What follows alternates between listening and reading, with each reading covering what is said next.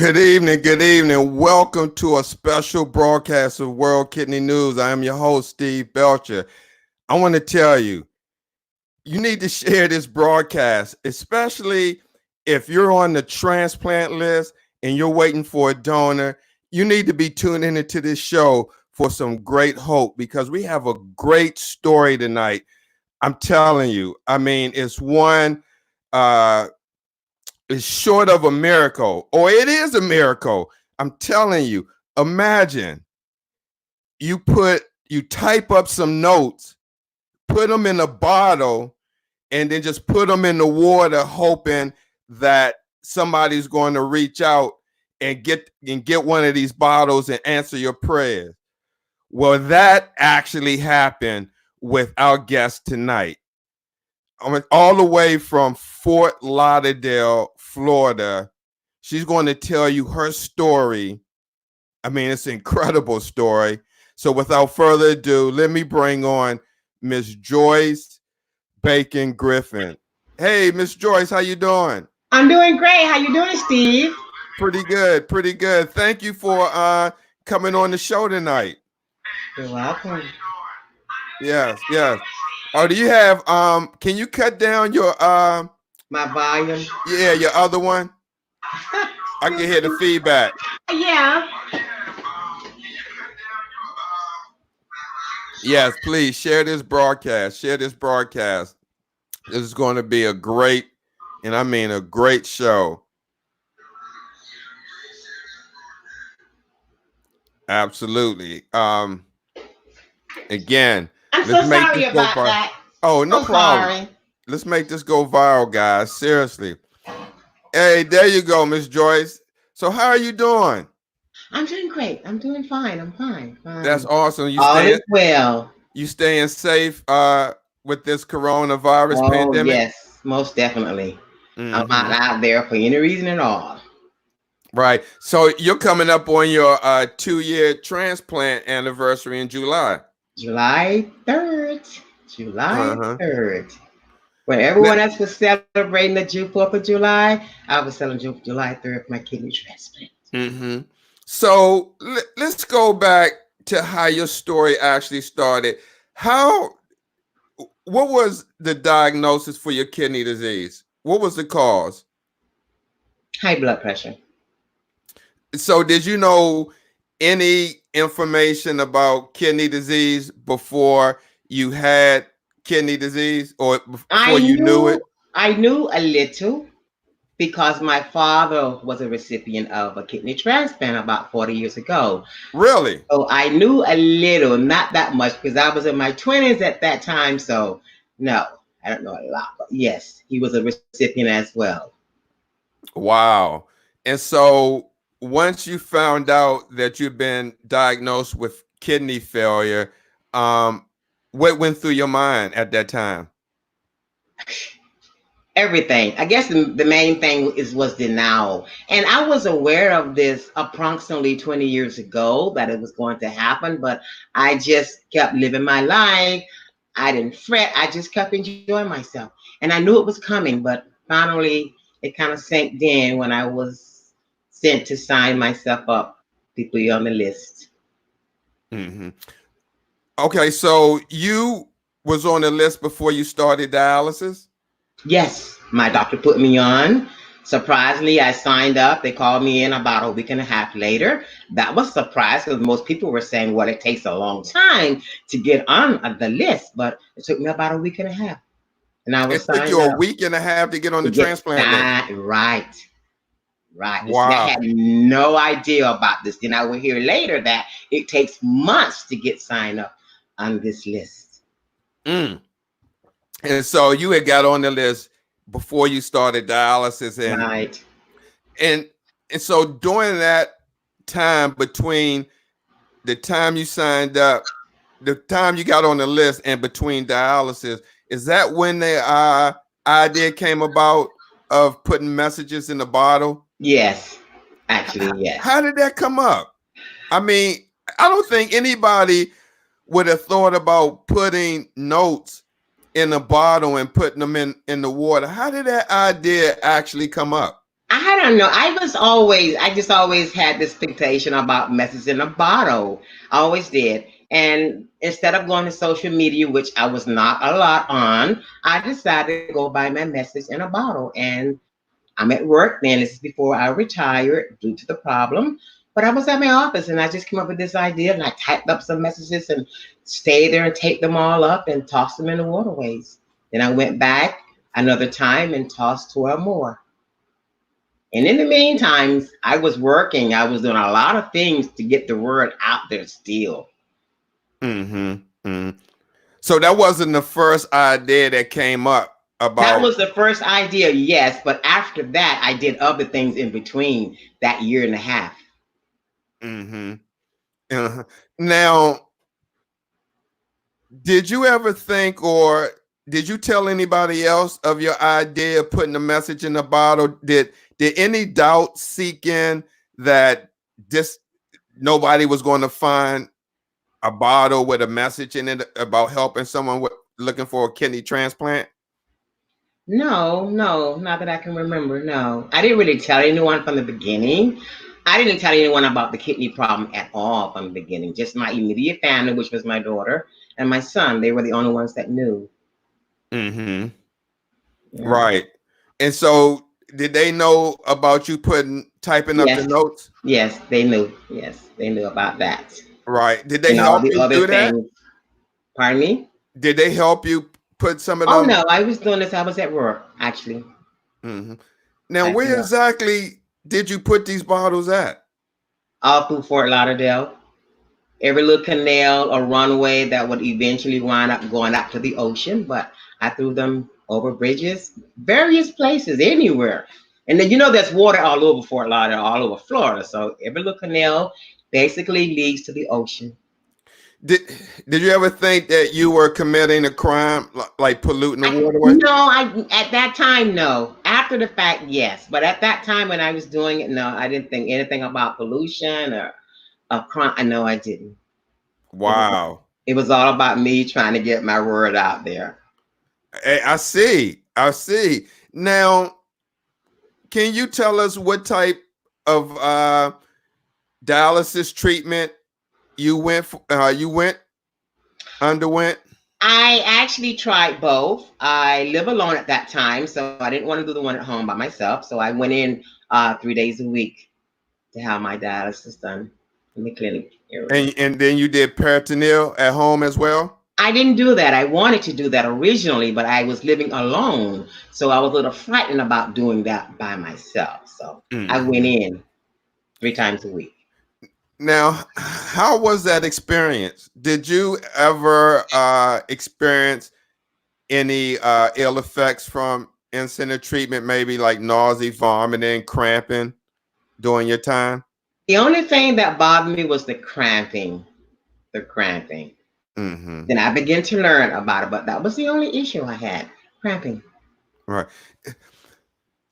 Now, during how long you spent on dialysis? 3 years? A year and a half. Oh, a year and a half. The whole process took 3 years, from throwing the bottles out to the transfer. But dialysis I did for a year and a half. Right. So can you tell us the moment that, well, let me ask you this. For the whole year and a half that you were on dialysis, did any doubt seek in your mind that a transplant may not happen, or you may be on dialysis for a little longer? No, I never thought that way. I was always a positive person. I never thought that way. Like I said before, I don't see my glass half empty. I see it half full.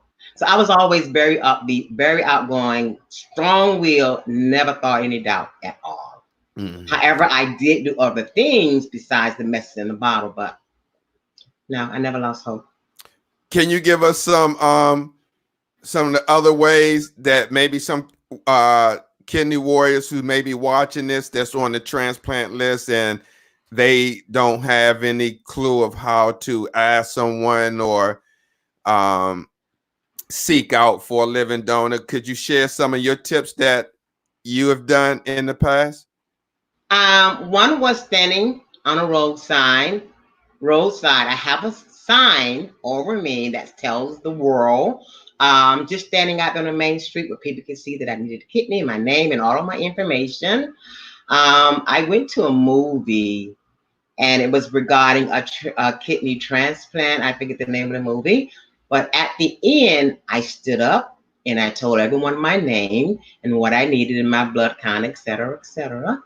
I did Wait a other minute. Hold on. I'm sorry to interrupt. You went to a movie theater, yes. and after the movie was over, you stood up, and everybody was still sitting down, or they were getting up and They were leaving. getting up, but most of them were sitting on. But I stood up right after so I could capture their attention and told And them my story. It was Morgan Freeman. And I stood up and told him, I am like Morgan Freeman. I need a kidney transplant, my name, et cetera, and all my info. wow, did anyone No, I come up did to call you? back about a week later, nothing. I called back a week later after that, nothing. No. Right. Wow. But did anyone come up to you after that and say, I admire you for doing There that? were a few Or people. There were a few people, yes, that came up to me, yes. wow. No, just getting it out there. Maybe not themselves, maybe they knew someone else, you know? Oh, Yeah. absolutely. Yeah. Absolutely. And so what other ideas you may have had? I had a picnic on the beach, Fort Lauderdale Beach, and I invited lots of friends. That particular day, it rained all day. It was storming, but people were still there. But I got rained out, and we had these signs up. Like my granddaughter had, my grandma needs a kidney. That was one of the signs. We kind of placed them around the beach area, doing the picnic in the rain. The rain would come, it would stop, it would come, but we just kind of hung out there. And people that come up and give me donations, I'm like, I don't need your donation, thank you. But I just want to get my word out about the kidney transplant because they were going to walk up and down the boulevard on the beach with the signs and hope that Wow. someone would capture that. But the rain didn't allow us to do that. So, Hmm. Miss Joyce, you said you were very upbeat. Now, I, me being a dialysis nurse, as long as I was, I can see you in the unit cheering everybody up. Was that how you were at your unit? Where you're kind of you like, know what? Yes, I would mhm. always bring in little things for the nurses there. I remember I started there in February, and in April I made this huge Easter basket for the nurses, full of eggs and fruits and candies, and I took it in to kind of brighten up their day. And they were so surprised to receive that. But that's who I am. That's who I am. Yeah. And what about the other patients? Did you see a lot of them that were kind of discouraged because of this treatment, or did you Yes, see a lot of yes. upbeat? No, a lot of them were discouraged. They were older personnels, and they were a lot of them discouraged. I would Wow. sing. I would sing to them. I just had this bubbly personality when I went in. You Mm-hmm. know, I would buy candy and put up there for everybody. You know, That's awesome. yeah. Now, at, when was the moment? Can you take us back to the moment when you found out someone found your message? Yes. But let me tell you this first. This was Sure. actually the third kidney. The first one, of course, I was all excited and all, but that one wasn't accepted by my doctors. The second one, unfortunately, I was not ready because my blood was going to be drawn that Monday and this was a Saturday. So I lost that. But the third one, I had already proclaimed the third one is going to be mine. And I went out bowling with some girlfriends actually. And I went back to one of the girlfriends' house. So we were just sitting around talking, wearing our mouth. When the phone rang, I didn't answer it because I'm one of those people that if I don't recognize a number, I don't answer it. My son used to always tell me, Mom, you got to stop doing that. You got to start answering your phone. So this was like about 9:30 at night. So when the call came through, I didn't recognize it. I always thought it would be from Cleveland Clinic. And so I recognized that number. But anyway, they were sitting there watching me. And they were like, you need to call them back. You don't know who that is, et cetera, et cetera. So I called them back. And that was them calling me for my kidney, my third kidney. And that night, I'll never forget. It was so, I, it's like he set me up to be with these two particular young ladies, very, very spiritual. It was like I was placed right in the midst of them. So when it happened, I was kind of like nonchalant because I had received the choice. Well, the kidney first time it didn't work out. The second time it didn't work out. So I was kind of like, but they were lifting me up, and we were praying and crying all over the place for my kidney that night. And that was a Friday night about 9:30, which is why I didn't answer the phone call, because I didn't know who it was. And it was my kidney calling for me. Well, how did you tie it into the message in the bottle? Because the person found it. Someone found it that had this friend that worked inside of Cleveland Clinic at the kidney transplant unit. I'm like, wow. Look at God. Straight through. They had to find me first. And when they finally found me, it was this friend that had this nurse that worked inside of the Cleveland Clinic transplant unit. Well, but didn't you have your information on there? How come they couldn't find you? Actually, it was from another clinic. Actually, I signed up in Miami, Florida. I live in Fort Lauderdale. So I put all that information on there, and somehow they could not get it, or they would not give it out, or whatever the case being. They went online, they posted the information, and that's when the friend of the nurse saw it and called her. Wow. My thing was like, wow, for real. Then I realized all these things for me were happening in the increments of threes: the third kidney, July 3rd, kidney transplant, everything were in threes. And I realized that it was wait a minute. Wait. You said July 3rd you had a transplant. Right. Oh, the day before 4th of July. Yes, that's why I kept saying why everyone else was celebrating the 4th of July. I was celebrating a new kidney. Wow.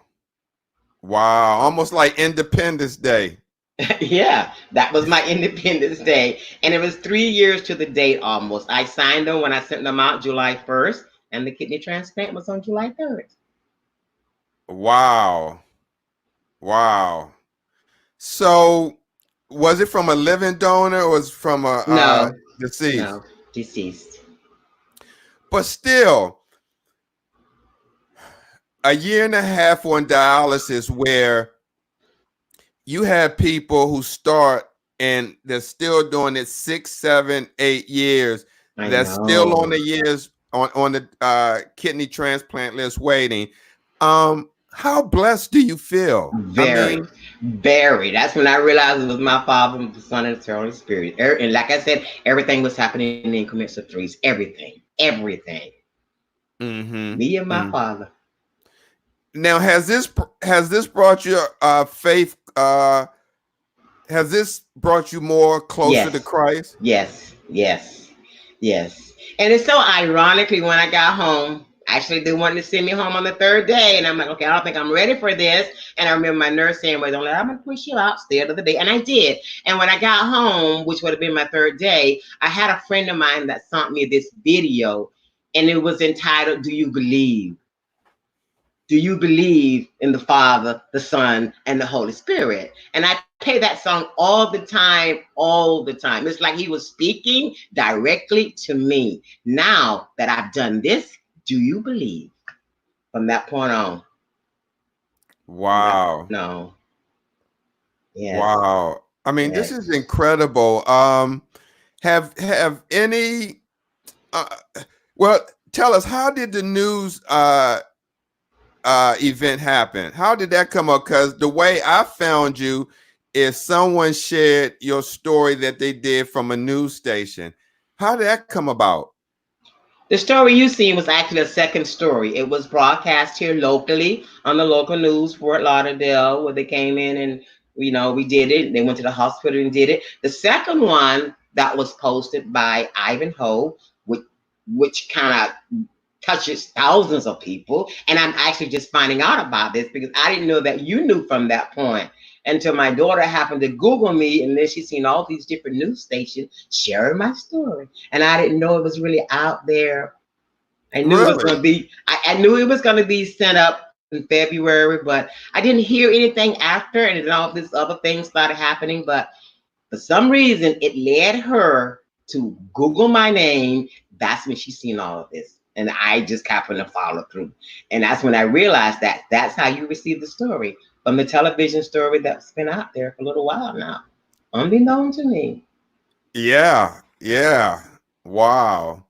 So, are you doing any advocacy work now? Yes, I work with kidneys everywhere. I'm all caught up in the kidney walk, kidney. I'm advocating for everyone right now. But yes, I'm really into that now. I'm retired, so that's what I do most of my time. I'm dealing with kidney walks, different kidney organizations. Even where I did mine at Fresenius, I do go out from time to time and just kind of wave and holler at, not recently, but I do. I do. Mm-hmm. That's all So, I do. so now that we're going through this pandemic, how do you get your message out? A lot of time it's through Facebook, and a lot of time I'm speaking with people. People are calling me, and I'm not answering the phone because I don't recognize the stories. But I was speaking with a sister the other day that called me. She was a Facebook friend of mine, and I thought she had already received her kidney, and she was telling me that she's been on dialysis for 4 years. Oh my God, that's when I begin to realize how long people are really on it. And I'm truly blessed that I wasn't even there in 2 years. Wow. Yeah. It's people been on 20 years. Matter of I fact, know. we have a educational contributing correspondent, Dawn Edwards. She does home dialysis, and she's been on 29 years. Oh my God. I can Yeah, imagine that. yeah. It So, was hard enough for me for a year and a half, someone. I couldn't imagine being on there 4 or 5 years or longer. mhm. Wow. So how many pills do you take a day, far as your transplant Oh medicine? my goodness. I still take about 45 pills How daily. many? 45. 45. Yes, there's a lot of medication that you're taking in the morning Wow. and at night. Yes. It's probably a Did, little bit more than 45 because I add, my vitamins and yeah. I stopped counting when it started decreasing. did they Originally it was like hundreds. I'm like, oh my God, all of this really? medication. Yeah. But it's down about 45 Did days. they say that that's going to decrease over A lot of time? it has decreased since the time. What I'm taking now are the ones that I'm going to be taking for the rest of my life, along with vitamins and other things that I'm taking this year with it. But Hmm. yeah, a lot Uh, of your niece said hello. I see her. Alita Holt. I Thanks for see. watching the show, Alita. Appreciate you. Yeah. Wow. S- Um. So what can you share with people watching this broadcast right now that's waiting for a kidney transplant, and especially in light of what's going on with this pandemic? Any words of wisdom you can share? Just to never give up. Never give up. Keep the faith. Believe. There's a kidney out there for you, but keep the Hmm. faith. Keep the faith. Wow. Wow. Uh, Now, would you recommend anyone typing up letters and putting them in the water I've now? already been asked that. I've already been asked that as well. To each his own, do your thing. If that's what you want to do, put your some lessons in a bottle. It worked for me. It worked Hmm. for me. Yeah. Mm. Now they didn't tell you who found the bottle. They didn't tell me. And shortly after all of that happened, the person, because I really wanted to meet her, but she had moved away. And I still want to meet her if she returns to Florida. I want to get together with her and that particular nurse friend. I see the nurse all the time when I go to Cleveland, but I wanted to meet the lady that found the message. I never got the chance to. Wow. Now, when you underwent dialysis, what type of access did you have What do you mean? What type of access? in your arm? Did you have the fistula Oh, or you yes, had the catheter? the fistula. Hmm. Did you ever run into any issues or problems with it on No, your time doing dialysis? no. One time when I came home, I guess it I don't know, the tape that was on it. I don't know, but I just remember the blood, which scared me to death because it was going everywhere. And I was alone and I didn't know what to do. But I remember them saying, "Hold it." And I remember just going to the hospital that night because I didn't want it to come over again, and that kind of frightened me. So that Hmm. was the only issue I had. Now, Miss Joyce, when you first got diagnosed and you were looking for a donor, did you seek uh, to ask your family? Did anyone offer to step up from your family to give you a transplant? No, no, and I knew my family, most of them, weren't really in shape to do that, basically, because you have to be in great shape to transfer, to be a kidney donor. Hmm. And most of my family I knew were not, so they didn't even know I needed it. I didn't even inform them until after I was kind of down on it or mostly off of dialysis. But I never informed my family of it at all, except for my immediate family. Now, we have some comments. Deborah Carpenter, she says 45 pills is now out of the norm. It will decrease. Thanks, Yes. Deborah, for chiming in on that. And then Angela says, wow, I won't complain no more. 45 pills. You are a warrior. God bless you. Yes, Wow. man. Hmm. So, do you feel a difference from, from previous not, being on dialysis and now having a transplant? Well, Have you yes. noticed a Yeah. Oh, difference? yes. Yes. Energy wise, lots of energy. You're ready to keep me going. But yes, Mhm. I have noticed tremendous difference. Tremendous difference. And you mentioned that you and your husband travel, correct? Yes.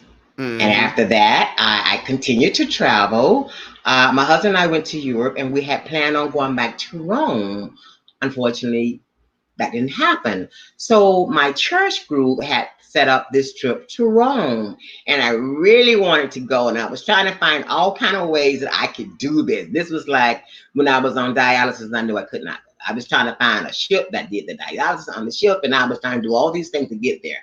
And roughly about 8 months after the transplant, my son and I were just sitting down talking. And my mind is always on going to Rome. And I decided, well, let me just check back to see. And I called. This was a Friday night, and it was the last night that I could sign up for this cruise ship to Europe. And Wow. I'm like, I know this trip was meant for me. And I asked my doctors, of course, they said, no, it's not a good idea because you're going to be in another country. But I knew my body. I knew my body and how I felt. And when I called and I said, you can get in, this is the last day. I said, this trip was meant for me. My husband cannot make it with me, could not make it with me, but I can go with my church group. So I went back Wow, to that's awesome. Rome. Yeah, Joy, Rome, Spain. Yeah, I did an 9 day cruise. that's awesome. Now, Yeah. what what can you share with kidney warriors who are doing dialysis and they think that they can't travel or it's over for them? Like they were used to travel before dialysis, now they're on and they feel like they can't do it no more. What would you suggest? I still traveled. I still traveled. I did a lot of times my little 3 day weekend, and a lot of time I traveled to the point where I started up to where I was going. My daughter lives in Jacksonville. I had a brother that lives in Georgia, so I would always set it up if I'm going to be there additional 3 days where I can go in, be dialyzed, and still stay. Wow. So you didn't let dialysis No, absolutely stop you not. from doing what you were doing prior to Basically, being diagnosed. yes, absolutely not. I kept traveling. I would set it up, and I continued going. Wow. That's amazing. That's Yeah. amazing. So now when you had your transplant, your granddaughter, I'm sure she was ecstatic. Yes. Oh, with Mm. the sign. I was just speaking with her a little earlier, just to remind them to watch my show tonight. But yes. Oh, that's awesome. And those Yeah. are the signs that were made for the beach that afternoon that we were going to do the picnic on the beach. And they were going to walk around with the signs. But of course, the rain. Mhm. Then my God, I realized in the end, after all of these things that I were doing, he did not need my help, but I was still I was working. That's what I was doing. I was working still, so he didn't need my help. And I remember the last time for Mother's Day that we did the picnic and it kind of rained us out. I remember telling my children, okay, I'm through. I'm not doing anything else regarding the kidney transplant. I was just nothing I did, nothing happened. And I remember saying, I'm through. And this was made for Father's Day. I mean, for Mother's Day. And then 2 months later, I started getting these calls about kidney transplant. The first one, I was over the world. I was so excited, but my doctors wouldn't accept it. The guy was like 79 years old, so you know. But Wow. time I let go and let God, it started happening. But let me ask you this: someone would say, "Oh, if they're in you're at, and they're on the transplant list as well, and they've been on, say, the list for 4 or 5 years, one may say, well, how did you get that transplant that fast only after being on dialysis a year and a half?" I had no idea. I didn't. I had no idea how it worked. I didn't know how long people had been on the machine. I just think it was my father that assisted me all the Wow. way through it. I truly believe that he assisted me all the way through. Mhm. So I can't say anything about that. My father has control over Right. everything. And if there's anyone watching the broadcast that is familiar with the transplant process, if you can maybe chime in as well on how does that work if someone has been on the list maybe 6 years or 4 or 5 years, and then someone gets one that's I don't know how that works, but yeah, I don't really know how because I didn't know the in depth of all of this before. Like right, I said right. before, I wish I would have known a lot of information like your shows pertaining to that, and I had no idea about any of that. When I walked into the dialysis place for the very first time, I was shocked at what I saw because I had no previous puberty or nothing. I was shocked at what I saw. All the Wow. wheelchairs, and I didn't know what was happening. I'm like, I was shocked. I'm sure I was shocked when I first walked in 1985, for a Yeah, job interview. I was like, wow. right. Yeah. Yeah, yeah. Your niece, she chimed in. She said what God had for her was What for he her. has It for was me God's was time. for me. That's Absolutely. right. Yes. Absolutely. Yes. And that's why I say that people who's watching this should not give up and lose No. hope Never give that up hope. it can't happen to them, however way that it comes. And your niece, she definitely says it right when she says what God had As for for her, me, it was was for for me. her. It was God's time, and In so God's wow. timing, exactly. Hmm. When I finally said I'm through with it, I'm not doing anything else, and washed my hands and walked away for it, he stepped in. It's like, oh, wait, I didn't need your help. You should have been still. And I've learned to be still. Right. Now, let me ask you this. Are you a member of a congregation? Yes, yes. So when you were seeking for a transplant, did you reach out to any of the church members, or did your congregation know? Eventually, they knew. They knew my story. Oh, Yes. okay. When I start putting it out there, when I start doing dialysis, so everyone was aware of it. Yes. Yes, the Hmm. church was aware of it. Now, Joyce, did you? Well, you said you didn't know, but I'm sure now that you're aware that there's more people on the kidney transplant list than there are donors. Did you know that? Yes, I kind What, of what do you find all that out. I found out after the fact. right? What are your thoughts on that? Wow. Uh, there are many things you can still do, I think. Wow. Besides prayer, and I still get a little emotional when I talk about this, but my thing is just keep the faith. I didn't realize there were so many people in need and so many people that were not. And there are programs where if you're not a match, most people pretty sure they know that, where your family can sign up and give the kidney to someone else in order for you to get the right kidney. There's a match program, but otherwise, I don't know. I I guess I know. was blessed, really blessed, and I guess I like to say highly favored. I guess. Right. And your coworker, ex-coworker chimed in, Latanya Jones. She says, hi, Joyce Bacon Griffin, my ex-coworker, you are a true warrior. Thanks for watching, Yeah. Latanya. Thank you so much. Please subscribe to our Facebook page, Urban Health Outreach Media. Sheila Wade Crawford. Yes. By my church. Yeah, you have a lot of support. Now, let me ask you, when you was going through this, I'm sure your family was your biggest support system. Yes. Mm-hmm. Yes. What would you suggest for someone who doesn't have a support system? Joining some type of organization that works with that. And see, again, I wasn't even aware of that because I would have joined. I joined after the fact. But there are a Mm-hmm. lot of organizations out there like yours that helps and gives them ideas and hopes. And join an organization if you're by yourself. Don't do this alone. Don't do this alone. Absolutely. You need a friend, if only one friend. Yeah. Deborah Carpenter, thanks, Deborah, for chiming in. God bless you. She says she was 18 months on PD. She searched on the internet, found Alliance for Paired Kidney. My husband was cleared to give or pay it forward. Right. I called them the end of June 2019 and received kidney. July 18, 2019. Actually was given my surgeon's home number. Mike Reese, he still answers my text. He's still available for his patient. Amazing man, University of Toledo. Wow. I'd like to have you on the show, Deborah. Wow.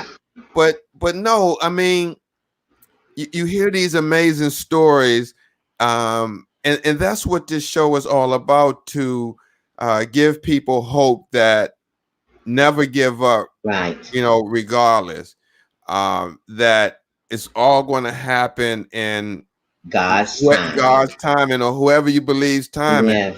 That's when it's going to happen. Miss Joyce, so what does the future hold for you? I'm retired due to the fact of the problems, but I want to continue to travel. I want to continue to inspire people. I want to kind of get out there a little bit more and just kind of go different places or speak at some type of function or something regarding this. I just want people to never give up. Never give up. Keep the faith. Please keep the faith. Mm-hmm. Keep the faith. Have you ever thought about starting a organization or a Facebook group? Facebook group somewhat, but I haven't done anything, but I need to, but that was it. I know you mentioned it the other night, and I could do that. I could do that. Give me a YouTube page and just keep inspiring people that way. If I'm not actually on a platform somewhere, I can inspire them through the media. Yeah, because you actually been through the experience. Yes. Yeah. And let me just say to Deborah, send me a DM, and we'll work on that. Yes. So, Miss Joyce, before we end the broadcast, what words of wisdom can you leave the audience with? Again, who's searching for? I know you said don't give up, but what? Well, let me take this question back. What do you want the world to know about kidney transplant from your experience? That wow, that's a mouthful. I haven't even thought about it. Wow, it's a delicate situation. I would put it that way, and most people are unaware of the changes. in your life, uh, not knowing where to go, what to do. Like I said, when I first started, I wasn't aware of many programs. So when I walked into dialysis, I was shocked. But there are a lot of programs out there, like yours, Steve, that's kind of putting it out there a little bit more. Thank you. Mm-hmm. Yes. Now, there was one more thing I was going to ask you, Miss Joyce. Since your transplant, have you experienced any complications from the procedure? Nothing, absolutely nothing. And that's the greatest gift of all. Nothing. And I hear people have transplants and they don't work for whatever reason and they lose that one and they go back on the transplant list. I haven't had an issue since. Mm-hmm. Nothing. Now, how are you attending your appointments? Are you still traveling, or you see the doctor through telehealth? I see my doctor still. Yeah. Oh, you're able to travel to the appointments? Oh, yes. Yes. I was doing that probably, although I should have, but probably about 6 months after I was driving, because they're still following up on me. Cleveland Clinic is still following up. And so, as well as my own doctor. Do they have a curfew in Florida now? In some parts, Miami has a curfew, and not in Broward County as of yet, but I'm sure it's on the way. Mm. Do you know anyone who've been infected with the coronavirus? No, not as of yet. And I just been staying in. I'm not taking any chances going out there anywhere. So That's yeah. awesome. All right, Miss Joyce. Well, I ain't going to keep you long. I definitely appreciate you spending the time you have to share your story and to give words of encouragement to kidney warriors that are seeking living donor or cadaver donor. Yes. Anyone you want to give a shout out to? My granddaughter Trinity and my granddaughter Destiny. Remember, he has the whole world in his hands. The whole world in his hands. Absolutely. Especially during it. He's always had it. So even especially during now, time. right? The whole world. Mm-hmm. Mm-hmm.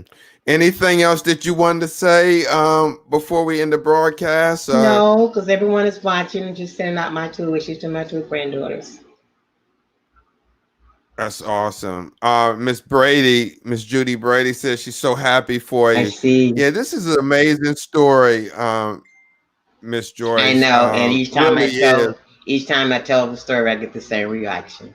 Wow, and amazing. Yes, and I'm so fortunate that God connected us. I was able to reach you because a lot of times when you see these stories on the news or Facebook, it's kind of hard to get in contact with that person. And I'm sure many people have reached out to you to, hear your story, for you to share it. And I'm just so appreciative and humbled for you to come on our show to share your story. I really am. And I really thank you. And anytime that you would like to come back on or, anything, please don't hesitate to reach out to me. You have my number.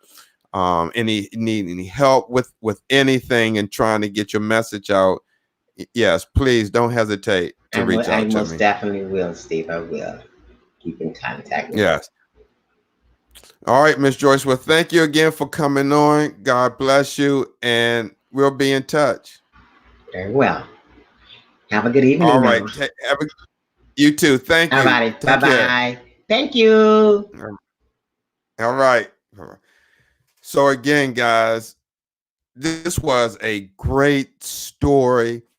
I hope whoever's watching enjoyed this story and it gave you some type of hope and some ideas to look for a transplant donor. I know uncertain times that we're moving into, and so I just encourage you just to keep the faith that this too shall pass, and just stay positive. Don't let it, break you down, and just keep moving forward.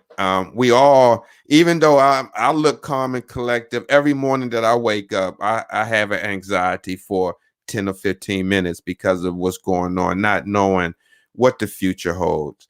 So you're not alone when it comes to the mental aspect of this. Absolutely. So guys, thank you for watching. Again, I know you could be watching anything else during this time. Again, we ask you to share this broadcast, subscribe to our YouTube channel, Urban Health Outreach Media. We have hundreds of shows there that you can watch, interviews, talking to professionals, whatever your heart desire when it comes to kidney disease. Information is there on our YouTube channel, even on our Facebook channel, Urban Health Outreach Media. So again, guys, thanks for watching. Have a good night. God bless.